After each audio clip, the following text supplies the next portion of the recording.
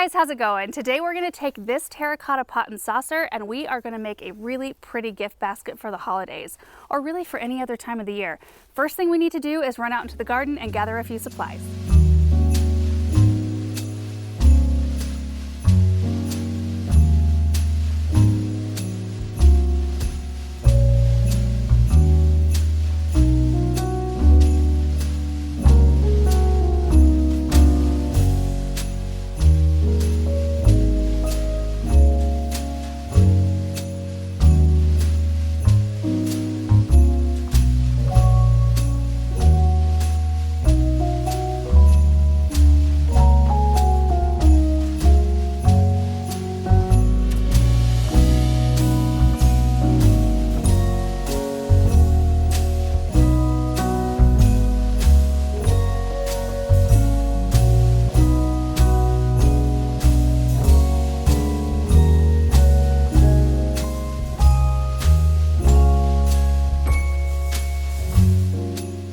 We got some beautiful stuff out in the garden, you guys. We've had snow and temperatures in the teens, and there's still so many beautiful things out there and some bright color I was surprised to see. So we're gonna be using these natural elements to top our terracotta gift baskets, just to make them really beautiful and textural and gorgeous. Let's walk through these elements really quick. We've got some echinacea seed heads right here. We will remove the spent petals, but we'll use these gorgeous cones. There's some sedum here. Some of the varieties, like this is Autumn Joy, had a little bit more color than some of my other varieties. We've got some gorgeous red leaves off of a Japanese maple. There's some cones, and I've got a whole bunch of cones that I've saved off of spruce trees out in our garden. We've got some seed heads from a Fama White pincushion flower out in the cut flower garden, and those are super unique looking. I love them. They almost have like a sparkle quality to them. There are some rose hips from our Morden Blush rose bushes. These are the ones I don't deadhead during the season because of this. If you don't deadhead that particular variety, they form up the best hips. They're so big and vibrantly colored. Let me flip the basket around here. We've got some blue and purple status, which they are dry already. They've just dried beautifully sitting out there in the cut flower garden. More sedum, hydrangea blooms, there's some white status right here, and there's cresspedia from the cut flower garden. These are already dried and these will maintain color. And then a few tips off of some evergreens. I hate to cut very much off of our baby evergreens, but I got 3 little blue spruce tips right here, and then 5 little branches of Vanderwolf pine right here, which will Christmas these up a little bit. Now, I do have a few other elements I gathered up because we are going to be making 3 different versions of this gift basket. So let me grab those things so we can run through those as well. Now, if you've done enough crafty projects through the years, you tend to gather supplies. A lot of these I had on hand already. Like starting from the front of the box, I've got some dried oranges and cinnamon stick bundles, which I made years ago, and I just save them from year to year and use them every holiday season. I've even got some dried apples here. We've got some acorns. We've got several different types of moss just in different colors. Some stones from our driveway right here. I do have a few faux accents. I've got some faux ranunculus right here, red for Christmas. We've got some faux, I don't even know what that is, but it adds a nice little yellow sparkle. This is more of our dried status from our garden. Sticks with moss on them. There's more cones. There's a faux pheasant feather right here. And then I've got these items, which these used to be ornaments at one time. I thought one of the toppers we would make kind of a winter woodland scene. I've got a little tree here. So you can really go to town with tons of supplies, or you can keep them very, very simple. I've got some branches from outside, and then this is a faux, like a frosted berry pick right here. I've got my glue gun as well.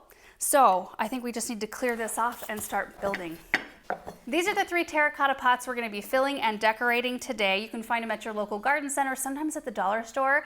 And I would bet that you spend as much on your pot and your saucer as you might on a fancy gift bag. But these are reusable for a really long time, which I love the thought of that.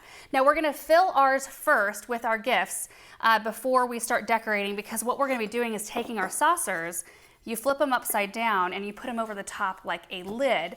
So once you start decorating the top, you can't really get in to the inside again easily. So you can fill your containers in a lot of different ways. I mean, you can do gift cards, candies, you can pot them. Which one of them? We're gonna be potting with some paper whites.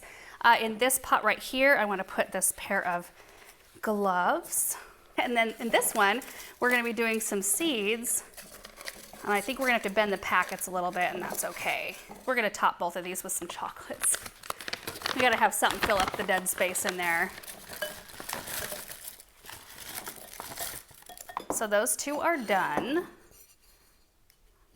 Sometimes the saucers will be slightly smaller, which is totally fine. So see that right there?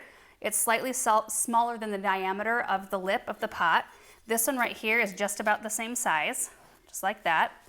And then I've got to grab some potting soil, and you might have noticed that I've got a double saucer here because what I want to have happen, well, I might even just leave it like this. I'm thinking through this as I'm doing it.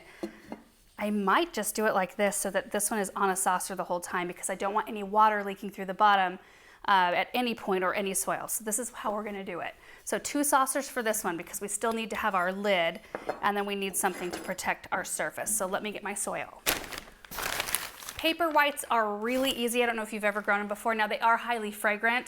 So definitely when you're thinking about giving them as a gift especially, you might wanna know the person to make sure if they can handle the high scent of these. There are 4 in this package. The variety is Erlenmeyer right here, which I've grown outside in our landscape before. And they are gorgeous. They're kind of a creamy white, really pretty. They just require regular potting soil. I got this bag outside, so the potting soil is a little wet at the moment.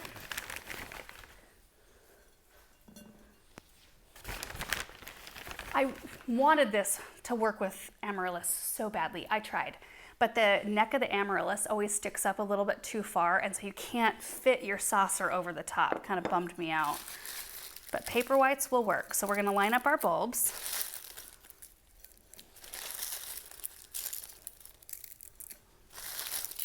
Oop. A little bit more soil. Boy, I'm not gonna have to water these in today. This soil is gonna take care of it right from the gate. Typically what you do is you plant your amaryllis or paper whites, you water them in, and then you wait till you start to see growth. And that's the point where you will start to water them on a more consistent basis. And usually for us here in our climate, that means about once a week, like our regular houseplants. And I am going to be making a tag that will dangle off the top of this one with instructions, care instructions. Just in case the person, that's receiving the gift from you, if they don't know how to take care of that specific plant, it's always nice. I always appreciate that. Even though I take care of plants all the time, sometimes I need the reminder. Okay, those are anchored in there pretty well with soil. Now I'm gonna top it with moss before we carry on. Okay, I've got some sheet moss here. That just makes them look finished and tidy. This moss is not living, it's dried moss. So you don't have to mist it or anything like that. Okay, I'm gonna clean my surface really quick and my hands before I handle the pots too much more. So now we're gonna put our saucer underneath this one. So this one's filled with paper whites, this one has our gloves, and this one has our seeds. Now we get to tie them up like they're gift boxes. I'm just gonna scoot these so I have plenty of room to work. We're gonna start on the top here.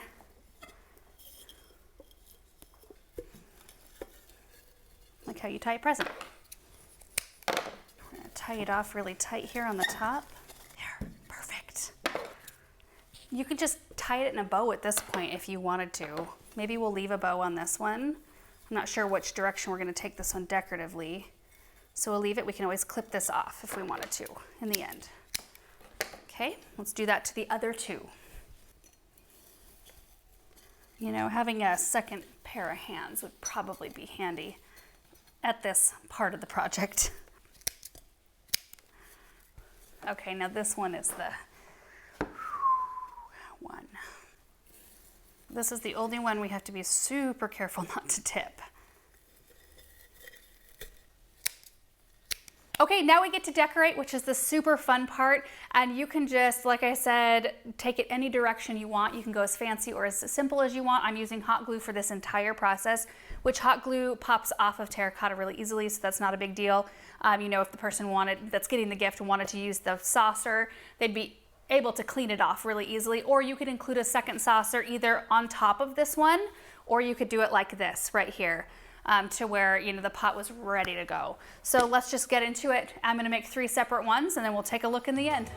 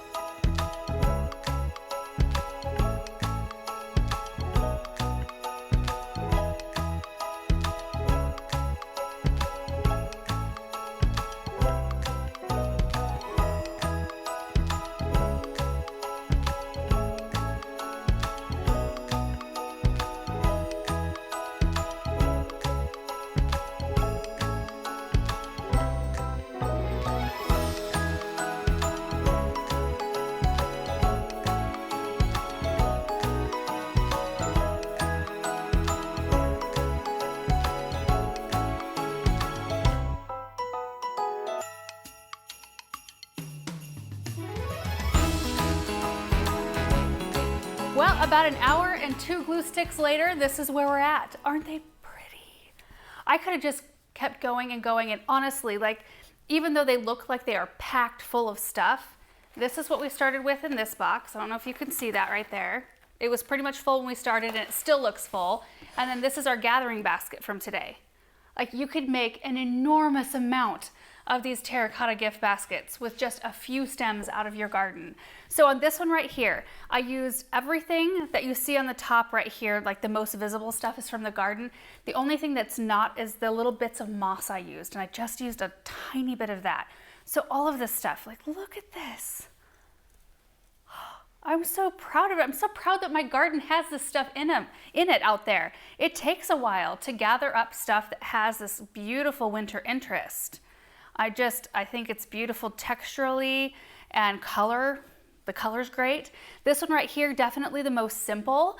Just a tiny little piece of moss on the top, just one piece like this. And then I used some dried oranges, 1 pine cone, 1 bundle of 3 cinnamon sticks, and then a few things from around the garden. Oh, and then I did use a couple of tips of that faux pick that I have, the little yellow balls on it. I don't even know what that's supposed to be representing, but I think it brings a nice kind of pop of color. So let me just rotate this one around. Oh, I did use 1 acorn there, and I cut an orange in half. So there's 1 slice of orange and then 1 slice that I cut in half. I used part of it here and part of it up front.